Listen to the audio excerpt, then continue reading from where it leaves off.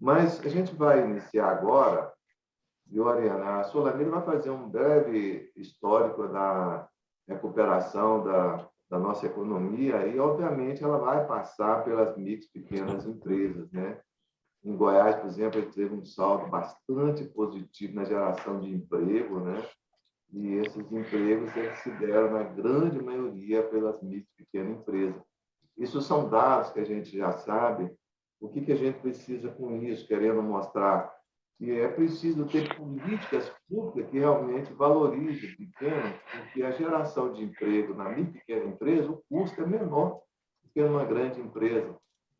Há um estudo do Sebrae dizendo que uma grande empresa, para gerar um emprego, digamos, de R$ 3.000, ela vai ter que investir talvez acima de 100, R$ 200.000.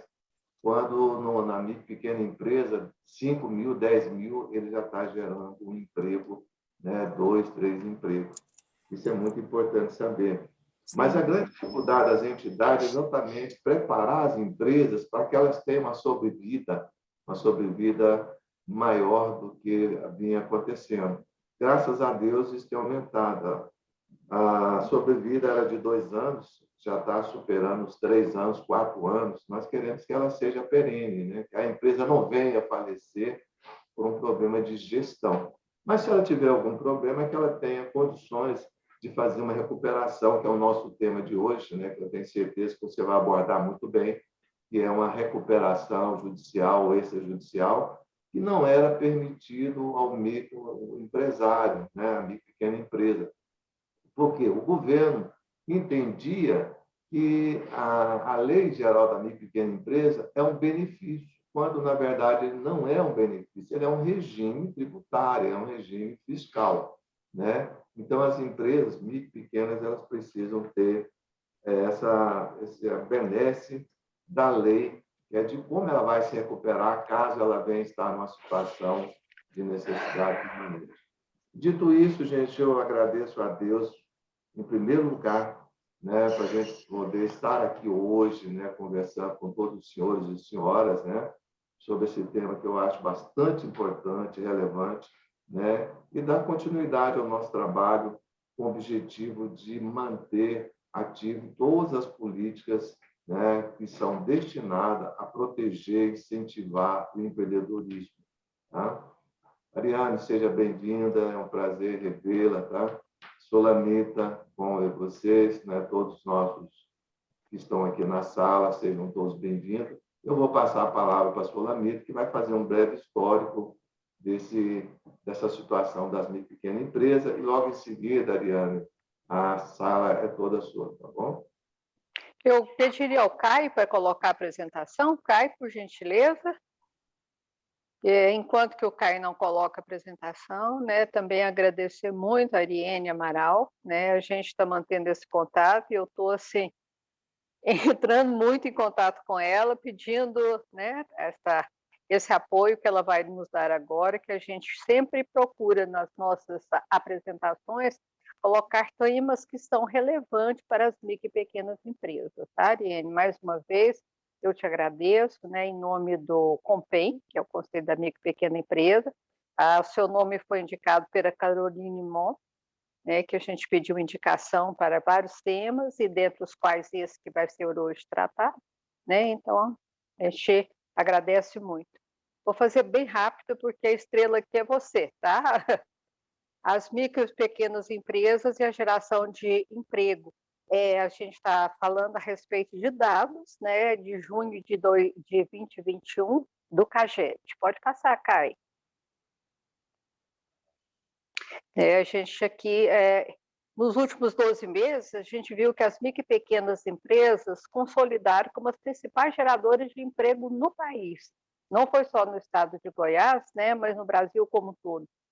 Nesse período de julho de 2020 a junho de 2021, está havendo a apresentação de um saldo total de 2.914.000 contratações.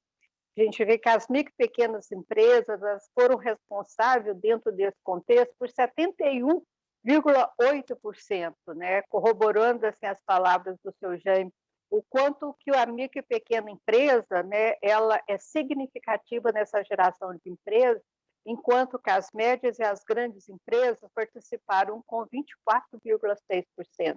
Ou seja, o grande responsável pelo a junho de 2021, a junho de 2021, que a gente vê né, o saldo positivo em relação às micro e pequenas empresas. Pode passar, Caio.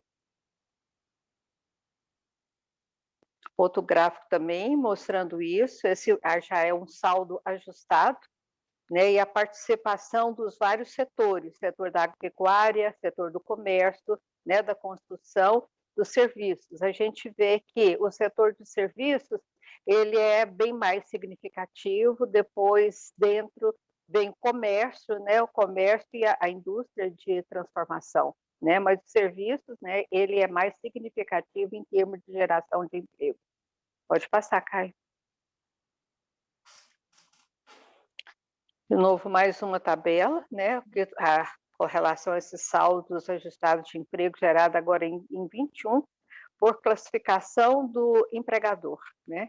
Então, a gente, de novo, a gente vendo ali as micro e pequenas empresas, né, com um número significativo, né, em janeiro, no caso de 2021, uma geração de 216.396, enquanto as médias e grandes com 67.945. Se a gente for estar olhando em termos do total, a gente vê assim que em janeiro 309, depois a gente vê uma queda aqui no mês de dezembro de 2020, né? E ela está subindo, né, com relação a essa geração agora no ano de 2021. Graças a Deus. Vamos estar passando, Caio. De novo, o ranking, né, dos saldos de emprego gerado pelos pequenos negócios. A gente vê aqui o estado de Goiás, né, nessa posição de um saldo significativo de emprego, né, um saldo de 10.837. Aqui tem essa relação dessa tabela, são as 10 principais unidades da federação. Goiás está inserido, né, dentro desse ranking, juntamente com Mato Grosso, né, juntamente com Ceará, né, mas Goiás está bem significativa. A posição de Goiás está no 7º lugar, né, e de janeiro a junho de 2021, o saldo de emprego no estado de Goiás foi de 58.150, e esse saldo por 1.000 empregados de 87,62, né, e a posição dela aqui está no 3º. Ok. Caio, pode estar passando, Caio. O ranking do saldo gerado por pequenos negócios nas unidades da federação, aqui a gente tem essa mesma posição. Em junho de 21, Goiás com saldo de 10.000 empregos, e em janeiro a junho de 2021, gerou 58.150 empregos, né? E a gente está vendo aqui que o Brasil, como um todo, mais de 1 milhão, né, de empregos entre janeiro a junho, né, de 2021. Então, a gente vê claramente que está tendo essa recuperação. Pode passando. Caio? Aí, Goiás, né, a gente falou um pouquinho de Brasil, a inserção do Brasil com relação dentro desse contexto, do contexto brasileiro, falando novamente desse saldo de 58.150 empregos, né, de janeiro a junho. Em junho, ele apresentou o mesmo perfil de contratação que vem sendo observado nos últimos 12 meses, né? Então, a micro e pequena empresa apresentou um total de 871.197 admissões contra 654.801 desligamentos, né? Então, resultando em um saldo positivo de 216.396 empregos gerados. Esse montante equivale a 70%, gente, dos 309.114 empregos gerados em todo o território nacional neste mês. Ok? Aqui tem um gráfico, né, comparativo. Depois eu posso estar disponibilizando, gente, essa apresentação para vocês. Eu estou sendo muito breve, mas depois eu vou estar disponibilizando essas informações. Os dados, como eu falei para vocês, é do CAGED. Pode passar, gente. Pode passar, Kai. Aqui são os quadros, eu não vou me deter neles, são os quadros comparativos com relação aos saldos, né, ajustados, gerados pelas micro e pequenas empresas nos períodos entre janeiro a junho de 2020 e 2021 no estado de Goiás. Olha aí, né? Então a gente está vendo que tem um saldo bem qualitativo. Pode passar, Caio. Novamente, né, os saldos ajustados de empregos, a gente está vendo aqui o setor de serviço, né, ele sendo preponderante, tá? Depois a gente vê aqui o setor do comércio, né, e aí seguindo pelo setor da indústria de transformação e logo depois do setor agropecuário. Mas pode passar.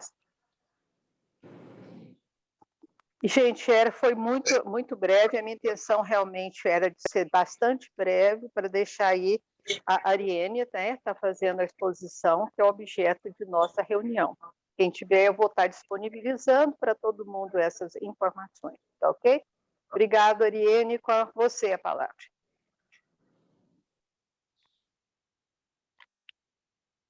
Eu que agradeço, Sulamita, obrigada por essa introdução. Eu vou ver se eu consigo colocar aqui a minha tela. Não sei se vocês já conseguem ver. Já, Ariane. Está em modo apresentação? Não, ainda não. Ainda não? Tá assim, não está a tela cheia a sua. E agora? Bom, tá aqui, tá o título, o marco legal do reempreendedorismo, e tem uma, né, e tem uma tela menorzinha. Está em tela cheia, mas aí agora é só a tela do próprio... Isso. Ok? Ok, então vamos lá. Bom, primeiro, então, bom dia a todos. Sulamita, muito obrigada pela oportunidade, pelo convite para poder estar aqui essa manhã na Fiego, que é uma casa que eu tenho tanto apreço. Eu estou na CNI já tem desde 2015 e felizmente tive muitas oportunidades de fazer alguns trabalhos com a Fiego e é sempre um trabalho muito rico. É uma parceria e uma troca muito interessante, porque a federação, né, os funcionários, a equipe da Fiego é muito dedicada também, e isso facilita muito o trabalho de quem está aqui na CNI.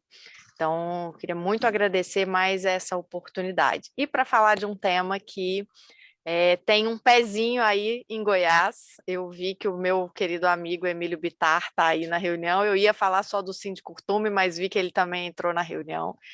Porque essa história nasceu um pouquinho lá atrás.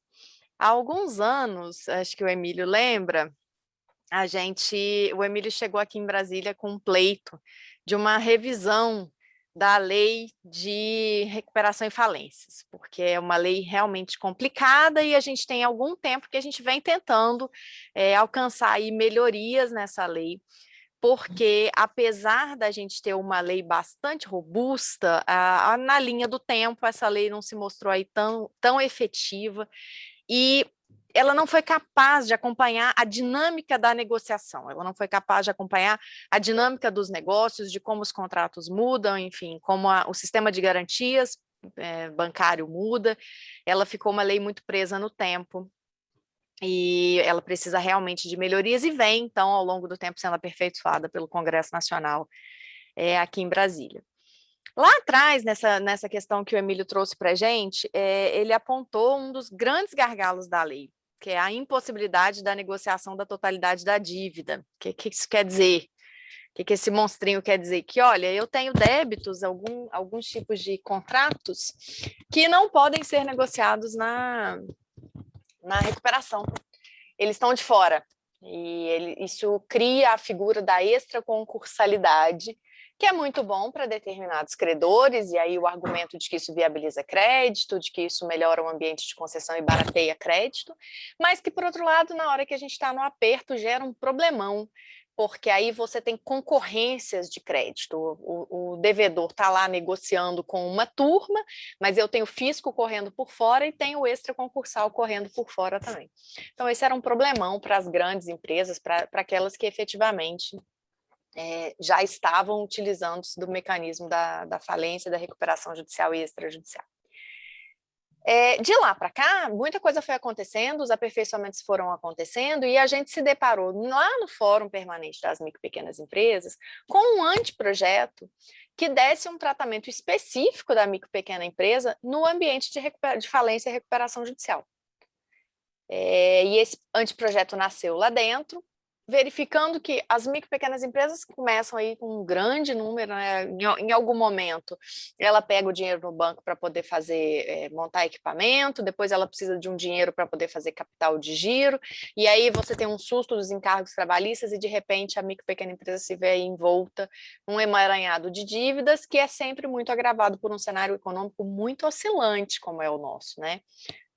Acho que aqui vocês estão muito mais habilitados a dizer sobre a oscilação do cenário econômico do que eu até, o que comprova essa questão das dívidas.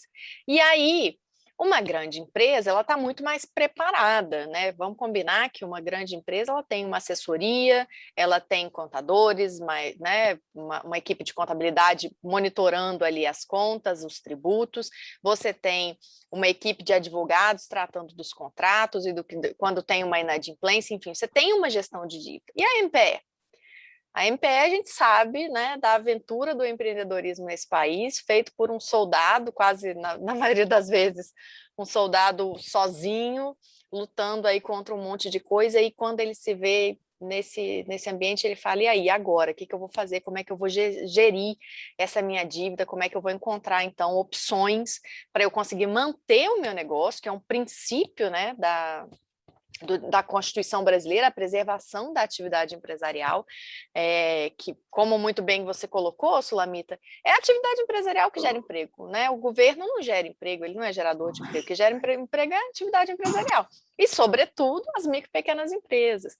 Este é um país que tem uma legislação muito robusta voltada às grandes empresas, mas é um país movimentado na prática pela geração de emprego e renda vindo das micro e pequenas empresas, e o que hoje tem, felizmente, motivado aí a alteração de um cenário legislativo, desde o Estatuto da MPE, da Lei Complementar 123, para agora as recentes alterações que a gente teve, por exemplo, no tratamento da tributação das MPEs.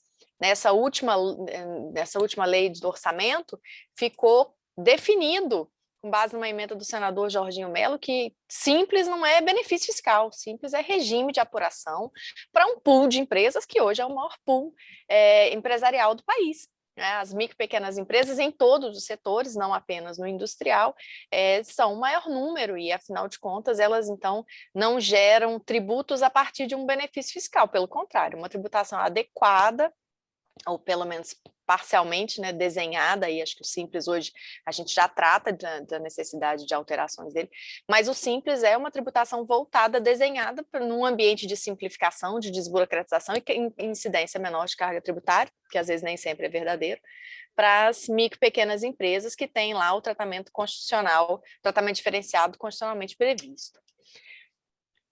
Já aqui no ambiente, voltando aqui para o ambiente da recuperação, a Lei 11.101, que é a Lei de Recuperação e Falências originária, foi editada lá em 2005, ou seja, anterior à Lei Complementar 123, ela trouxe uma ideia inicial do que seria uma gestão de dívida das MPEs, naquele contexto ainda sem a edição do Estatuto da MPE, mas ela já trazia uma ideia.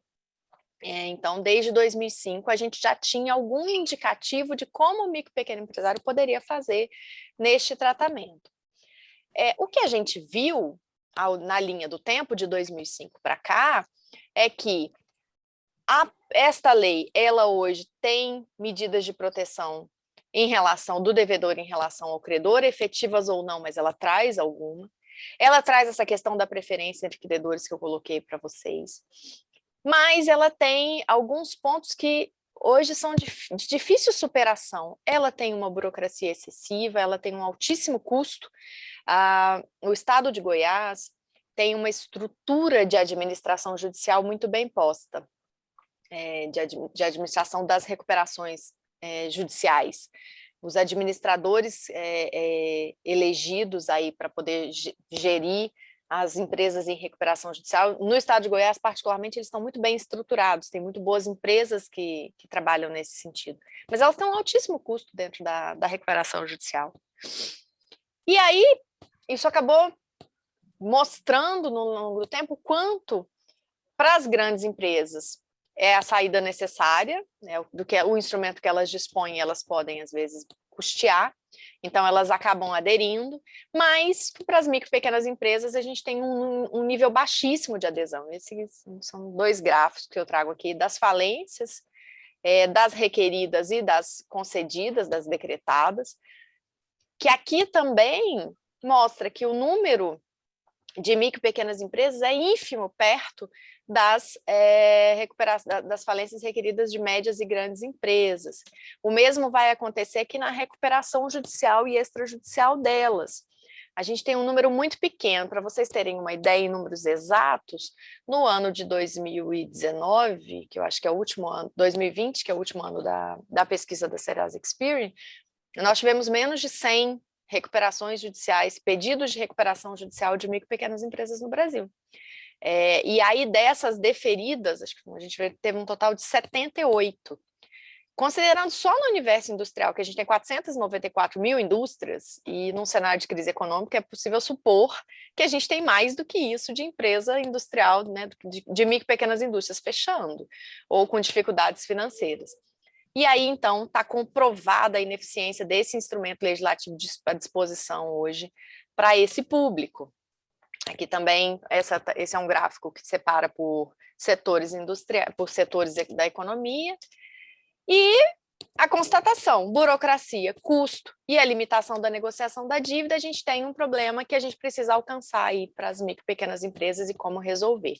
Daí, então, nasce o anteprojeto da Lei de Recuperação Judicial e Extrajudicial para a MPS, lá do Fórum Permanente, que trazia essa ideia de uma simplicidade, um custo menor, e depois a gente acabou entendendo, com base nessa experiência interna que a gente tinha vivido aqui na CNI, que principalmente para as MPS, negociar a totalidade da dívida é fundamental. Por quê? Hoje, no quadro industrial, quando a gente levanta a composição da dívida das micro e pequenas indústrias, nós podemos verificar que o peso do endividamento está muito bem delimitado. A gente tem um peso tributário, que é pequeno, relativamente, porque ele tem alternativas de negociação mais palatáveis. Você tem o peso dos encargos trabalhistas, e a gente tem aquilo que está fora da recuperação, que são os contratos de alienação fiduciária. Por quê? O micro e pequeno empresário, quando ele pega dinheiro, na maioria das vezes, o micro e pequeno industrial, ele pega dinheiro para a composição de ativo. E aí é para comprar a máquina, é para comprar o equipamento que ele vai utilizar na transformação, na sua atividade fim ali da indústria. Então, eu preciso comprar uma máquina de costura, no caso da indústria têxtil, eu preciso comprar a máquina de pão de queijo, os fornos na indústria de panificação, as máquinas de corte para a indústria de vidros, que as micro e pequenas empresas são muito relevantes no setor de vidraçarias. E estes contratos, na sua quase totalidade, decorrem da modalidade de alienação fiduciária, que estão fora, por essa exceção da lei, da recuperação judicial e extrajudicial. Eles entrariam aí na extraconcursalidade. E aí, então, hoje, o que eu tenho de cenário? Sob a vigência que eu tenho hoje, eu tenho um plano de recuperação judicial e extrajudicial que tem basicamente os mesmos requisitos que são exigidos para as grandes e médias empresas. Eu posso negociar todas as dívidas, menos as principais, que são essas que eu falei, a tributária e os contratos de alienação fiduciária. E aí eu tenho um outro detalhe que é muito prejudicial para as MPS.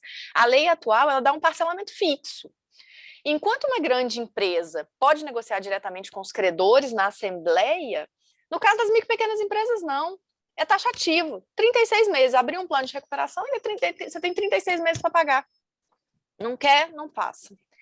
E esses, então, foram os pontos mais enfrentados nesse projeto de lei. E aí, aqui a gente conseguiu trazer um monte de novidade. O projeto de lei, quando finalizada a sua aprovação, eu vou falar para vocês como é que está a tramitação dele, ele prevê aí uma recuperação judicial, uma recuperação extrajudicial, a liquidação administrativa, que é o encerramento, o fresh start, o recomeço do micro e pequeno empresário, e uma falência, mas de uma maneira muito aderente a essa realidade das MPS. Porque como vocês podem ver aqui, o cenário que a gente tem hoje ele é distante da realidade das empresas. Então, a gente precisava mudar esse quadro. E aí, uma vez aprovado esse PLP, como é que vai ficar? Aí contar um pouquinho da história do PLP. O PLP, como eu disse para vocês, ele nasceu, o anteprojeto nasceu no Fórum Permanente das Micro e Pequenas Empresas. O senador Ângelo Coronel, lá da Bahia, acabou dando entrada nesse projeto de lei lá no Senado, e ele foi distribuído para a relatoria do senador Jorginho Melo, que é um grande parceiro, né? Todos conhecem, um senador que é muito parceiro da micro e pequena empresa, presidente da Frente Parlamentar da Micro e Pequena Empresa, que encampou esse projeto. E foi muito rico porque o senador Jorginho, junto com o senador Ângelo Coronel, permitiram a existência de um amplo debate para a gente poder aprimorar o texto que vinha lá do Fórum Permanente. Porque o texto do Fórum Permanente ele tratava basicamente da recuperação judicial, do fresh start, que é o encerramento administrativo, e da falência. Não existia lá no projeto de recuperação, no anteprojeto do Fórum Permanente, um tratamento que a gente considerasse mais adequado para as recuperações extrajudiciais. E aí, como é que ficou no texto aprovado lá no Senado? O texto foi aprovado no Senado no final do ano passado, e agora está aguardando aprovação na Câmara dos Deputados, tá, sob a relatoria do deputado Hugo Leal, um deputado que, conhecedor da matéria, ele acho que foi relator dos últimos 3 grandes projetos de alteração da lei maior, da Lei 11.101, que inclusive o ano passado teve uma grande alteração, e ele acabou se tornando relator também aqui do PLP 33 lá. E esse PLP 33, do jeito que ele está hoje, o que ele prevê? Ele prevê uma recuperação judicial, com a possibilidade da inclusão de todos os créditos, inclusive os decorrentes de alienação fiduciária, se houver a concordância do agente fiduciário, né? Tem uma super facilidade de procedimento e prevê uma transação tributária. Ariane, o que é isso? Olha, basicamente o seguinte, acabar com a extraconcursalidade era um exercício hercúleo, porque os bancos, as instituições financeiras, eles ainda são muito resistentes e ainda utilizam o discurso de que essa é a maneira pela qual eles conseguem conceder um crédito mais barato. Mas, se por um lado esse é o discurso, por outro lado a prática, o que a prática mostra? Que os bancos são os grandes impulsionadores das semanas de conciliação dos tribunais de justiça no país. E como que eles fazem isso? Eles reúnem esses contratos de alienação que tem as garantias fidejussórias ou alienação fiduciária, entregam lá para o CNJ uma lista, o CNJ, junto com os tribunais de justiça, montam aí uma semana de conciliação do ano, onde são chamados esses credores para poder fazer aquelas negociações com descontos altíssimos. E por que os bancos fazem isso? Por quê? A despeito dele ter a garantia, que é o bem que ele, né, foi utilizado o dinheiro para comprar, banco não quer ter máquina de pão, banco não quer ter máquina de costura, banco não quer ter máquinas e equipamentos. Para eles não faz sentido, isso não é ativo financeiro de banco é dinheiro, não é máquina e equipamento. Então eles preferem, e nos últimos anos, nos últimos 10 anos, isso tem sido uma tradição, fazer então essa semana de conciliação. Bom, então se eles já fazem isso voluntariamente, vamos convidá-los gentilmente a participar então do meu plano de recuperação. E aí o objetivo da lei, da forma como ela foi posta, é trazer para dentro da recuperação judicial esse movimento das semanas de conciliação. E, como a gente já esperava, tivemos uma adesão e a total ausência de rejeição do setor financeiro a esse ponto do projeto, quando foi aprovado lá no Senado. Aqui também, levando em consideração a realidade da MP, a gente tem um procedimento muito mais fácil, muito mais desburocratizado, e a parceria da transação tributária, porque a gente tem uma vedação de poder discutir o crédito tributário integralmente dentro do juízo falimentar, né? Porque a lei de execuções fiscais, ela diz que o crédito tributário ele tem que ser discutido no ambiente da execução fiscal, existem todo um argumento para salvaguardas. E aí também discutir isso aqui agora também não nos resolveria, então nós também buscamos uma outra alternativa, qual fosse a utilização do instrumento da transação tributária, porque a transação tributária foi aprovada o ano passado, né? Fez um ano agora, esse ano a CNI, inclusive, fez um evento de celebração de um ano da lei da transação tributária. E para as MPS, a verdade é que a gente tem muito boas condições.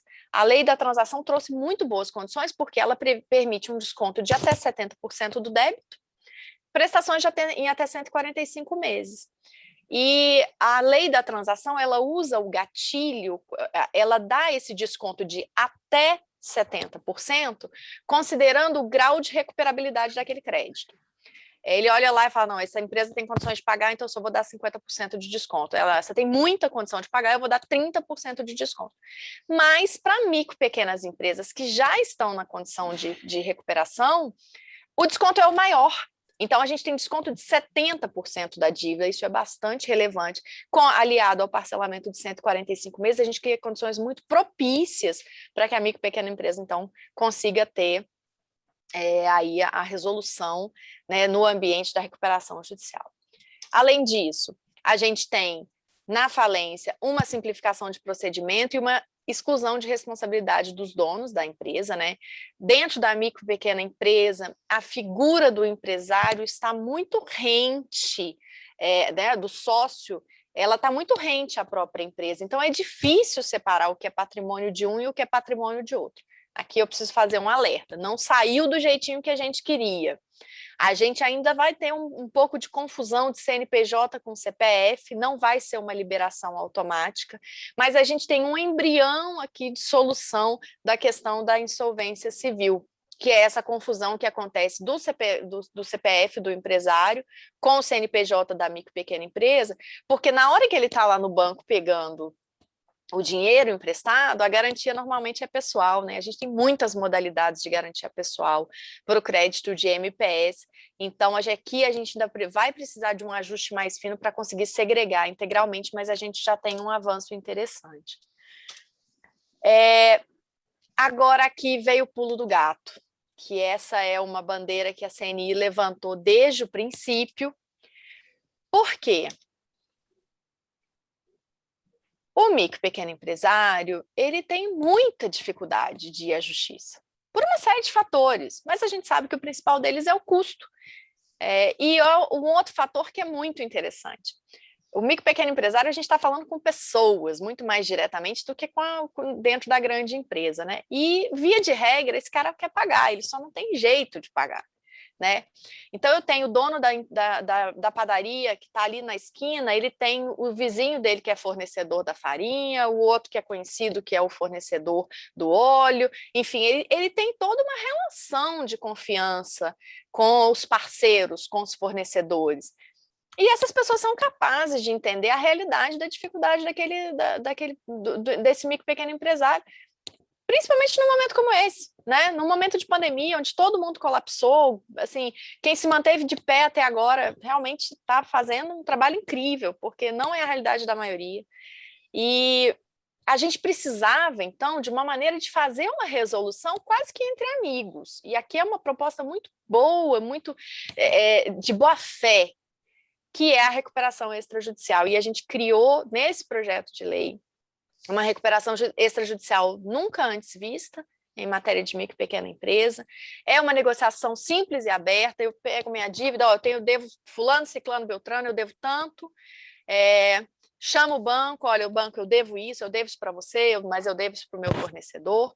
Chamo a transação tributária no mesmo segmento e desenho um plano de recuperação.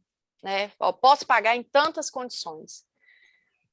Pego esse negócio, mostro para os meus credores, vocês aceitam? Vocês concordam que o pagamento seja assim? Porque, assim, é melhor que ninguém quebre, vamos manter a atividade, porque eu sei que para você que me fornece é melhor que eu esteja aqui para comprar de você. E aí, todo mundo resolvido, homologa no cartório e acabou. Mas aí a gente tinha mais um probleminha para resolver. O micro e pequeno empresário precisa de suporte para fazer isso, ele precisa de orientação para fazer isso. E aqui veio o outro pulo do gato, que é fundamental para as instituições de representação, para a CNI, para as federações, para os sindicatos, no caso do comércio, para as câmaras de dirigentes lojistas, para as associações municipais, enfim, que é onde está a MPE, no ambiente dela, no círculo dela. Não adianta a gente fazer isso aqui em Brasília. Quer fazer o balcão de negociação na minha entidade. Então, o síndico curtume que está aqui, chama lá. Não, olha, eu sou uma indústria de curtume, uma micro e pequena indústria, estou em dificuldade, quero negociar. O síndico curtume, a partir da aprovação dessa lei, vai poder oferecer um balcão de negociações. Olha, sua situação é essa, você pode negociar nesses parâmetros e a gente está aqui para te auxiliar. E eu acho que isso abre portas para uma prestação de serviço das entidades de representação e para uma ancoragem, um efetivo amparo ao micro e pequeno industrial, ao micro e pequeno empresário de uma maneira geral, para que dentro da casa dele ele tenha aí o auxílio para poder fazer a sua negociação. Aqui na CNI, a gente desenhou já um projeto, inclusive, de prestação de serviço para quando da aprovação da lei, que a ideia é essa, fazer junto com as federações de indústria, no momento oportuno a gente vai apresentar, para vocês entregarem isso para os associados, para o restante da indústria, né, para toda a base de representação nossa, para os sindicatos, para que a gente torne, então, as nossas entidades o lugar onde o micro e pequeno industrial se sinta confortável de vir e falar, ó, estou devendo, devo, não nego, quero pagar e vou pagar da melhor condição e tendo aí o amparo da entidade de representação. Mesma coisa vai acontecer na liquidação administrativa. É aquele cara que não tem mais condições, esse realmente precisa encerrar o CNPJ, mas ele vai fazer de uma maneira simples, rápida, ele liquida o que ele tem de ativo, paga, encerra a atividade, se isenta das responsabilidades e aí ele pode recomeçar. Essa é uma bandeira muito forte do Carlos da Costa e do próprio Ministério da Economia nesse ponto, porque desde a edição da Medida Provisória da Liberdade Econômica, que esse país prova que acredita no empreendedor e entende que o empreendedor vai falhar algumas vezes até que ele tenha um negócio sólido. Então, aqui a gente tem a liquidação administrativa para permitir que as coisas aconteçam. Acho que esses são os dois principais avanços que a gente tem na gestão de dívida e na recuperação das micro e pequenas empresas. Tem um detalhezinho, um lance que foi colocado pela Procuradoria da Fazenda lá no final, uma questão de permitir que o protesto extrajudicial da CDA, né, da certidão de dívida ativa, suspenda aí a prescrição intercorrente. A gente está brigando para retirar esse ponto do texto, para suprimir, porque isso é nefasto para as micro e pequenas empresas, não só porque a prescrição intercorrente é um assunto que tem que ser tratado no ambiente correto, como porque aquele cria uma distorção. Significaria que a MPE que tem uma CDA, o protesto dela gera um ônus pior para a MPE do que gera para a grande empresa. E a gente está tentando, então, acabar aqui com isso. E com algumas limitações que foram postas, tempos de abertura, limite de faturamento de endividamento, que a gente entende que não faz sentido. A MPE ela tem que ter ampla possibilidade de negociação, não tem que ter barreira de entrada, né, no mecanismo. Mas basicamente é isso, e como eu disse aos senhores, o projeto de lei está lá no Senado, foi aprovado no Senado em dezembro e está na Câmara. O deputado Hugo Leal esteve aqui com a gente na CNI, em maio nós fizemos um evento aqui na CNI sobre esse projeto de lei. Ele prometeu ao setor que entregaria o relatório dele até junho, mas acabou não acontecendo. E a última notícia que a gente tem é que está praticamente pronto e que ele deve entregar ainda no mês de agosto para aprovação. A boa notícia é que esse projeto já tem urgência aprovada na Câmara dos Deputados, ou seja, vai ser votado direto no Senado, direto no plenário, o que encurta aí bastante. E aí aqui é um pedido para a nossa base, que a gente, né, a CNI consegue trabalhar até um determinado ponto, mas vocês têm muito mais força perante os parlamentares, para que peçam, né, aos parlamentares que auxiliem a gente aí na aprovação rápida, porque agora, com o início do vencimento, né, vencida aí a prorrogação do PRONAMP, vai começar a surgir aquela história de que realmente quem não deu conta, quem precisa de um instrumento para poder negociar, e a gente precisa que essa lei entre em vigência muito rápido. Então, o nosso apelo é que a base nos auxilie nisso junto aos parlamentares do Estado, para que eles façam aí um esforço junto com a gente de aprovação desse texto. E eu espero que assim, a equipe técnica da CENIC trabalhou muito junto com outros parceiros, com o Fórum Permanente, a Antônia Talarida, que era a secretária, e agora foi substituída pelo Michael aqui na Secretaria da Micro e Pequena Empresa, o SEBRAE, que nos ajudou muito, a própria Procuradoria-Geral da Fazenda Nacional, e outros parceiros que têm nos ajudado, que a gente consiga aí a aprovação rápida disso, porque as micro e pequenas empresas agora necessitam muito desse instrumento, porque o cenário pós-pandemia ainda é muito incerto, e poder fazer isso, né, amparado com uma legislação que realmente dá suporte aí, que dá tranquilidade ao micro e pequeno empresário, é muito importante. Espero ter atendido, Sulamita, o propósito do meu convite, ter apresentado aí para vocês esses pontos, e estou à disposição.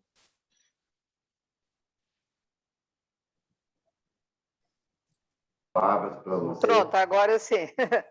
Se eu já a palavra, não sei, agradecer a Ariane, e realmente você foi muito didática mesmo, e assim esclareceu pontos assim muito significativos, né, para todos nós, né, que estamos assistindo, e nos deu assim um caminho no sentido da gente trabalhar junto com os nossos parlamentares, a gente tem uma consultoria parlamentar, né, para que se possa dar uma aprovação, né, dar um apoio para essa aprovação chegue assim o mais rápido possível, né? Porque a gente sente, Ariane, que tem um distanciamento muito grande entre as políticas públicas adotadas em favor dos micro e pequenos empresários e os próprios empresários. Muitas vezes eles não sabem dos direitos que eles não têm, eles não sabem das políticas existentes, às vezes sofrem, mas já tem um aparato legal que pode aliviar esse sofrimento, né?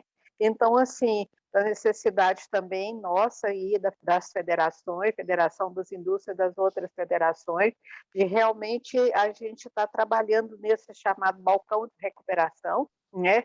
Para ir assim disseminar realmente a ideia, né? E para que eles possam chegar e ter essa recuperação, né? E ter essa possibilidade de estar trabalhando nesse sentido. Foi extremamente importante, tá, a sua fala, né? A gente agradece muitíssimo. Eu gostaria de ver com você a possibilidade de você estar disponibilizando essa apresentação. Pode ser? Você me manda no meu WhatsApp, tá? Por favor. Sim. Viu? E eu disponibilizo aí para as pessoas, aquelas que não tiveram condições de estar participando. Mais uma vez, agradeço imensamente. Eu que agradeço. Ariane, eu resumiria a sua apresentação em 2 palavras, né? Brilhante e didática, tá? Foi muito bom te ouvir.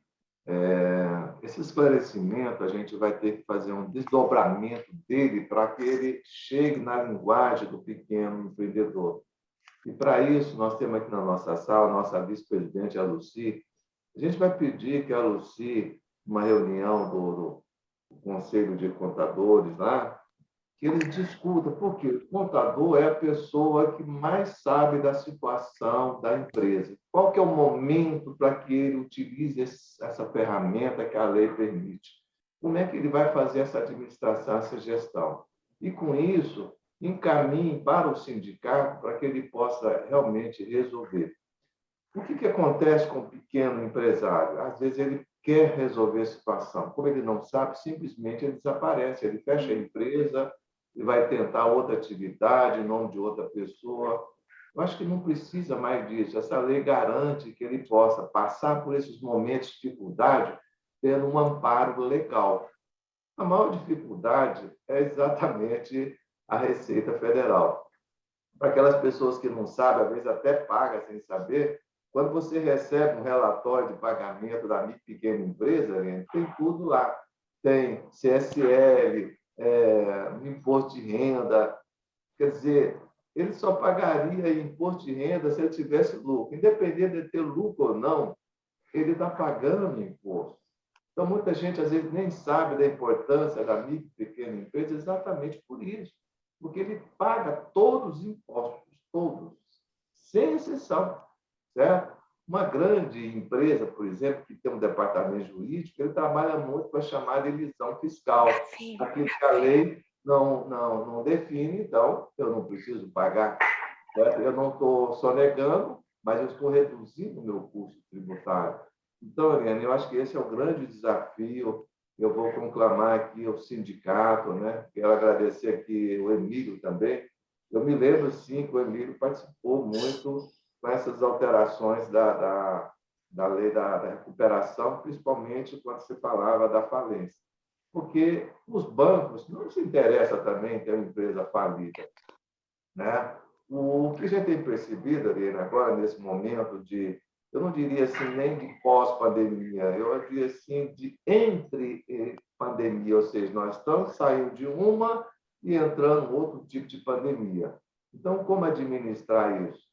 Aí os bancos perceberam essa necessidade e estão oferecendo um crédito mais barato através do Pronampe. Porém, existe uma pegadinha de muitos bancos dizendo: não, eu não tenho pelo Pronampe, mas eu tenho aqui um capital que é daquela reserva do Sebrae. Só que aí, você teve a sua taxa de administração que ele cobra antes de liberar o crédito, ela equivale quase 10%, ou seja, já fica retido lá. Se você pegar 10 mil, você só vai, na verdade, se apropriar de 90 mil, né? E coloca lá 48 meses, né, que são 12 de carência, mais os 36 de solvência, e você, no final, você vai ver que o juro ultrapassa de 2,5%. Quer dizer, para aquela pessoa que está desesperada, talvez ele não faça essa conta. Emílio, prazer em revê-lo. Então... Oi, Jane, prazer te ver, Jane. Obrigado, Emílio. Jane, cada dia você está mais bonito. Olha, Emílio, parte de você, eu acredito que você não vai mentir por né? Claro que não. Mais uma terça-feira.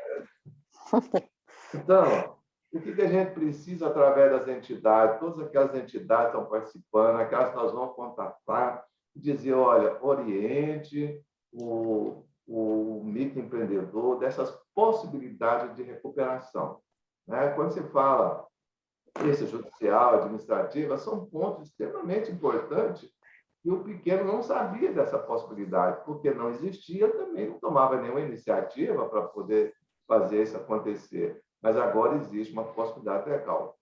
Há uns anos atrás, uns 4, 5 anos, no almoço lá no Rio Grande do Sul, estava lá o ministro Henrique Meirelles. E ele disse que havia um projeto de lei permitindo que os bancos tivessem uma certa prioridade para poder emprestar para quem tivesse uma recuperação judicial. Depois eu queria ver com você se realmente isso é verdade e que ponto está esse projeto de lei. Porque os bancos são muito resistentes em fazer negócio com a empresa em recuperação. Aí tem os FDICs, que já abriram, né, esse nicho de mercado e oferecem o capital. Mas o banco de primeira linha, segunda linha, ainda tem essa resistência ainda, né, porque ele não tem nenhuma garantia que ele vai colocar um dinheiro novo e, se tiver um sucesso, ele vai entrar lá no último.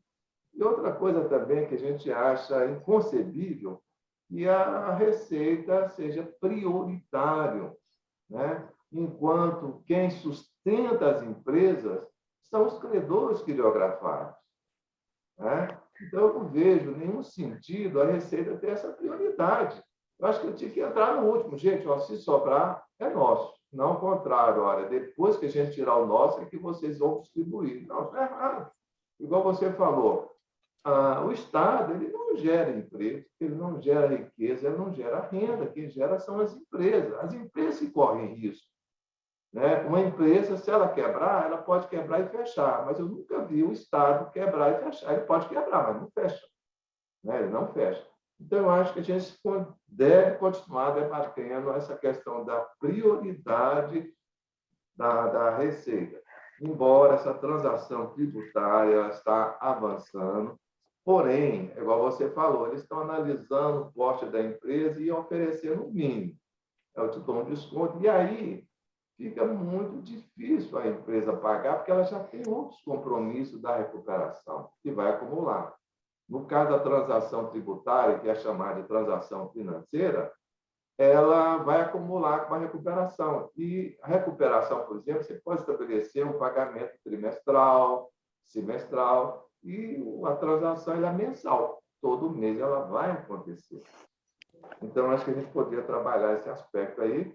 E agora eu quero abrir para aquelas pessoas que queiram fazer, né, perguntas. Jaime, seu Jaime, antes do senhor abrir, deixa eu fazer só alguns comentários. Pode ser? Ou o senhor prefere passar para todos? Não, pode falar, depois a gente acha. O senhor foi cirúrgico, a gente tem... Os contadores são figuras importantíssimas para nós. Né? O contador ele tem muito mais proximidade com a micro e pequena indústria, com a micro e pequena empresa, do que os advogados, enfim. Quem realmente assessora micro e pequeno empresário é contador. E a gente precisa que o contador hoje seja um agente de informação para o micro e pequeno empresário, que ele observe o nível de endividamento dele e esteja atento a dizer, olha, acendeu a luz amarela. Né? Muito importante, e que ele conheça esses instrumentos. A gente falou num momento com o Conselho Federal de Contabilidade, eles realmente são muito importantes nessa empreitada nossa. E eu espero que, à medida que esse trabalho avance, que eles sejam cada vez mais parceiros, porque eles nos dão a capilaridade necessária. Tá? Sobre a questão do financiamento bancário para as empresas em recuperação judicial e extrajudicial. Seu Jaime, assim como a questão dos contratos de alienação fiduciária, a gente espera criar aqui, através dessa... Porque quando a gente traz o micro e pequeno empresário para dentro da entidade para poder negociar, a gente está dando um carimbo, né? A credibilidade da entidade, que a credibilidade deveria ser do empresário, mas às vezes o empresário olha para o cidadão e não dá tanto crédito para ele, mas a negociação acontecendo dentro da entidade de representação, eu acho que ele vai ter um pouco mais desse carimbo que ele deveria dar exclusivamente para o empresário, mas que, infelizmente, na realidade, ele não dá. Mas aqui a ideia, seu Jaime, é gerar, no mesmo modelo do NAC, né, que é o Núcleo de Acesso ao Crédito, mostrar para a instituição financeira, olha, ele está resolvido, então você pode aqui a gente fazer um movimento conjunto com a concessão de crédito para essa pessoa, porque hoje ainda no Congresso a questão dessa priorização, ela foi possível agora nessa alteração da lei grande, né, para as grandes empresas, que ela traz a figura do investidor direto, o cara que está lá botando dinheiro dentro da recuperação mesmo. Para o nosso projeto isso ainda não veio em forma de lei, mas a gente espera criar esse movimento. Em relação à transação, no caso da recuperação extrajudicial, seu Jaime, eu só queria mostrar para o senhor que aqui a gente tem uma diferençazinha. Ao contrário da lei, que hoje exige que você tenha CND para ter a recuperação, aqui o Instituto vai acontecer de maneira concomitante. E por que ele vai acontecer de maneira concomitante? Porque a transação da recuperação, da empresa que está em recuperação judicial, a ideia é que ela seja perfeitamente aderente ao plano de negociação. Não adianta eu ter um plano, né, que pague o quirografário de uma maneira muito ruim para privilegiar realmente o débito tributário. Então, a ideia é que isso não aconteça. Por quê? A transação, como ela é personalizada, ela permite enxergar essa realidade das empresas, né? Então, por meio da transação, você tem hoje sistemas, que é um mecanismo que está dentro dela, que é o negócio jurídico processual, por exemplo, do escalonamento de parcelas. Eu não preciso ter uma parcela mensal. Entendeu? A gente tem hoje já a possibilidade de fazer transação com parcelas anuais, por exemplo, para o caso do agro, que vive da sazonalidade. Isso não acontece só no agro, isso acontece em muitos setores industriais, inclusive. A gente tem uma sazonalidade, então, por que não atrelar o pagamento dos tributos a esse evento? E aqui, pelo menos na Procuradoria em Brasília, a gente já tem essa disponibilidade para que isso seja feito, e o que a gente espera, a CNI tem trabalhado muito junto com a PGFN na edição de editais, na elaboração desses editais personalizados, é que isso aconteça quando a gente tiver o parâmetro da negociação. Então, a gente espera criar um edital em que todas essas questões estejam plenamente estabelecidas para que as procuradorias regionais, né, nas localidades, possam aplicá-lo. Ok? Obrigado. Olha, eu só queria pedir mais uma coisa. Eu sei que está sendo votado lá o novo refis, né? E, posteriormente, assim que você tiver informações, eu gostaria de te convidar para você voltar aqui para falar, né, de Com como certeza. isso vai acontecer, né, quais são os benefícios e comparando o refis com essa transação tributária. Tá bom? Combinado. Tá bom? Então, acho, viu, Sula, que a gente pode abrir para se tiver alguma pergunta, caso às vezes não tenha, eu espero que tenha, talvez a pessoa ainda não aprendeu tudo para poder gerar, porque a gente fala assim que a pergunta ela deriva do entendimento que a pessoa teve. Às vezes a pessoa não consegue, de momento, aprender. Caso a pessoa não faça nenhuma pergunta, Sulamir, a gente pode pedir que aqueles que tiverem, né, que possam fazer, né, através do Compem, a gente encaminhar para a Ariane para que ela possa responder diretamente para a pessoa, né, sanando todas essas dúvidas e criando esse ambiente favorável de negociação. Eu acho e tenho absoluta certeza que o Brasil é um país que já deu certo, um país que tem tudo para ser rico, né, em termos sociais, porque de riquezas naturais o Brasil acho que é o maior do mundo.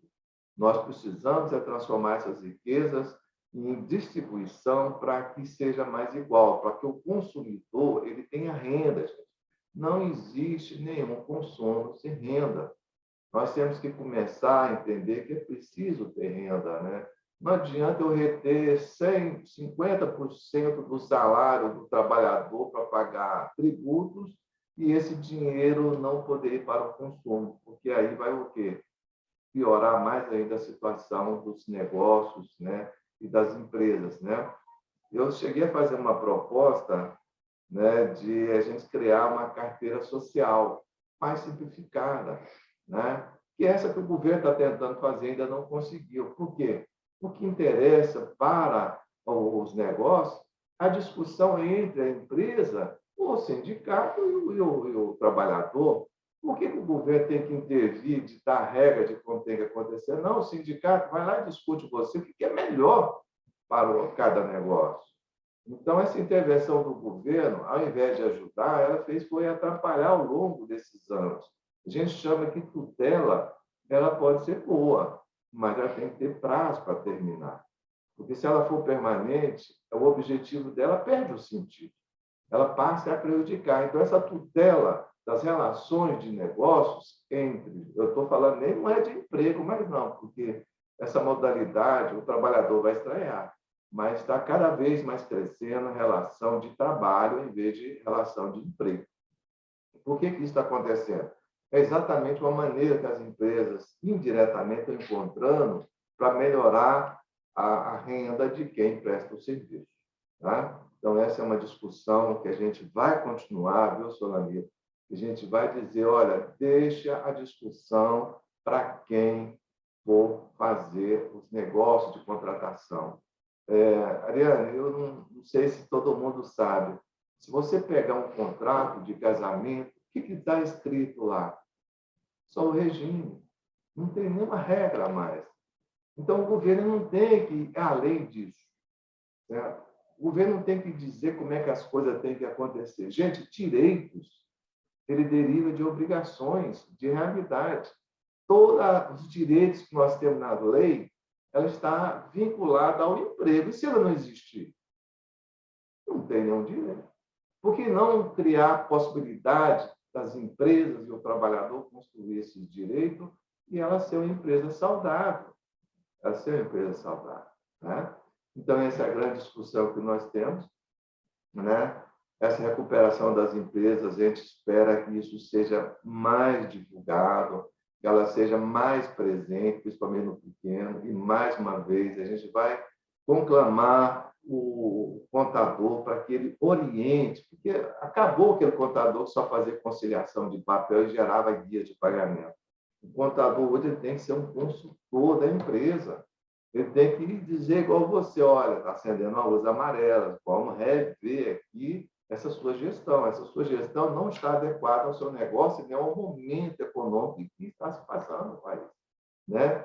E o contador, para o pequeno, ele tem muito mais confiança do que a pessoa que está do lado dele, seja esposo ou esposa, porque o contador sabe muito mais da vida da pessoa e da empresa do que a mulher ou o marido. Né? Então, Esse é o papel, é o novo papel da contabilidade para o micro e pequeno empreendedor. Vamos abrir para as perguntas? Solamita, com você? Solamita? Desculpa, gente. Aí, agora sim. Eu gostaria de estar passando a palavra aqui. A Lucy Vaz é a nossa vice-presidente do Compem Goiás.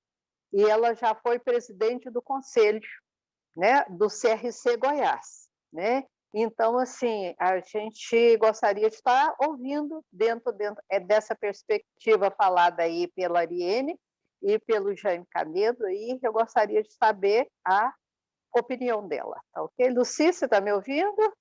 Estou sim, Solamita. Por gentileza, Lucy, uma palavrinha aí sua. Não, eu acredito que é uma boa ideia aí que o Jaime teve, da gente fazer uma reunião com o Conselho de Contabilidade, para a gente já jogar o assunto na mesa. Eu fiz o convite, nós temos um grupo, eu fiz o convite, mas eu acredito que as pessoas, por não estarem sabendo, não viu a importância do tema. É isso que eu penso, né? E não é bem assim que nós sabemos muito das empresas, não, porque muitas vezes as empresas têm até uma dificuldade de abrir com o seu contador, acredito, até por não querer abrir o faturamento com a gente, essa coisa toda. Então, nós temos uma dificuldade também com o pequeno empresário, não é? Não é tão simples assim. Mas nós sabemos e mostramos para eles quando tem aquela alerta que a empresa não está indo bem. Então, isso aí a gente faz com os empresários. E eu acho que isso aí é uma ferramenta extremamente importante do Compem divulgar isso daí. Eu vou reafirmar a minha posição, acredito que é uma coisa que nem a imprensa deu a devida importância, Exatamente. que muitas vezes nós podemos pedir que a imprensa dê importância para esse tema, que nós vamos atingir muita gente que está com dificuldade e procurando os bancos que eles realmente sabem que não vão dar conta de pagar esses empréstimos. Então, o dia que vocês quiserem marcar no Conselho de Contabilidade uma reunião, a gente marca, que seja online, não tem problema nenhum, a gente marca a reunião. É só me avisar o dia. Agendado. E eu quero parabenizar, porque eu achei que ela realmente foi assim, extremamente didática, que passou para a gente tudo que nós tínhamos que realmente saber. Obrigada pela oportunidade. Nós agradecemos. Lucy, a gente agradece, e aí talvez o próximo convite, Ariene, seja para você falar no CRC Goiás, entendeu?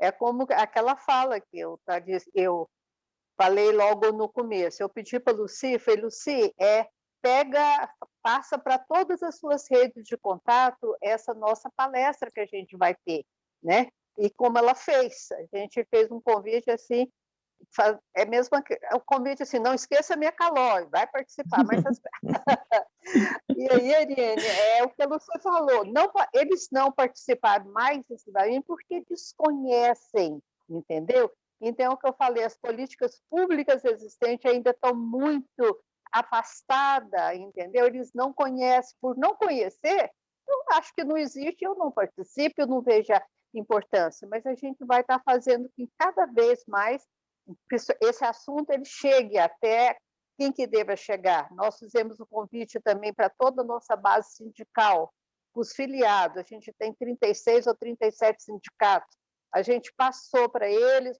estar enviando também para a sua rede de contato. Mas, novamente, a gente volta àquela questão, eu não conheço o assunto, eu não sei a importância dele, né? Ok, Ariane. Gente, eu posso sugerir para o conselho uma live com ela, se vocês acharem interessante, interessantíssimo. Eu posso sugerir. A gente vê com a Ariene a disponibilidade, né, Ariene, assim, né? E aí, Lucia, a gente conversa depois e eu tenho em contato com a Ariene aí, a gente vê essa possibilidade de estar fazendo uma nova live e, assim, dos contadores, né, filiados ao CRC Goiás, estão tendo oportunidade de estar participando, e aqueles que não participarem agora, a gente vai estar mandando essa apresentação, toda a sua fala também foi gravada, tá? E a gente vai estar mandando para a nossa jornalista, está fazendo uma matéria, essa matéria a gente divulga, né? A gente tem uma equipe muito competente de jornalismo que divulga todas essas ações que são discutidas nos nossos conselhos, tá bom, Ariane? Seu Jaime, com a palavra aí, volto para você, seu Jaime. Olha, mais alguma pergunta? Não havendo. Tem alguma pergunta, Ariane? Né? A gente tem que aproveitar essa sumidade aí de informação, né? Que ela nos traz, né? E com tanta segurança, porque o importante da informação, Ariane, é quando você tem segurança daquilo que você está falando. Né? Isso traz uma credibilidade e aumenta mais ainda o valor daquilo que você está comentando, que você está falando. Isso você faz e fez muitíssimo bem, né? E a gente agradece muito. Bom, gente, não havendo nenhuma manifestação, né? Nós queremos aqui agradecer a nossa convidada, Ariane, né? Ariane Dark do Amaral. Esse nome é pomposo, hein? Dark do Amaral. Né? E lembra aí dessa novela que vai no Tempo do Imperador, né? Esse nome é de Imperatriz, viu? Bem, muito obrigado, desculpa as brincadeiras, acho que o tema foi muito importante, relevante. Quero agradecer aqui o Caio, né? O Caio, né? Sim. O Caio, que gentilmente está nos assessorando, o Alessandro, que teve que sair, né? A todos que estão participando, né? O Álvaro, o Paulo Mota, a Luci, a Tatiana, que eu estou conseguindo usar, a Lorena Oliveira, a Orizomar, né? E todas as pessoas que a gente puder fazer contato. E fica aqui, então, Ariane, esse convite, viu? E nós vamos participar também, viu? No dia que vocês for falar para o CRC, nós queremos participar, viu, Sularia? Tá bom? Sim, com certeza. Olha, para aquelas pessoas que eu não puder encontrar, um bom final de semana, né? Que vocês possam estar em paz e prevenido, né? Ariane, você já vacinou também? Tá vacinadinha? 2 doses? Porque você está naquela fase entre os 16 e 18 anos, né? Então não vai demorar. Se eu tenho a idade quase da filha dela. Eu vi a foto da filhinha dela, está quase chegando, né, Ariane? Gente, muito obrigado. Tenham um bom dia. Com a graça de Deus, a gente está encerrando mais essa live que eu acho de muita importância. Viu, senhora Lamita? Nós vamos trabalhar e vamos pedir esses órgãos de divulgação, né? Jornais, revistas, os rádios também, começar a falar desse tema, viu? Vamos agendar para a gente poder falar sobre esse tema, tá bom? Isso. Muito obrigado. Ok, Ariane, devo colocar mais uma vez assim, o nosso agradecimento imenso pela sua fala, né? Muito importante, tá? E vamos estar prosseguindo aí com as nossas próximas atividades, as ações, ao longo do próximo ano, que a gente está fazendo uma programação, né? E aí, com certeza, esse tema vai voltar à tona aí para a gente poder ter uma discussão mais aprofundada, tá? Muito obrigado, tenham todos um bom dia, um bom final de semana.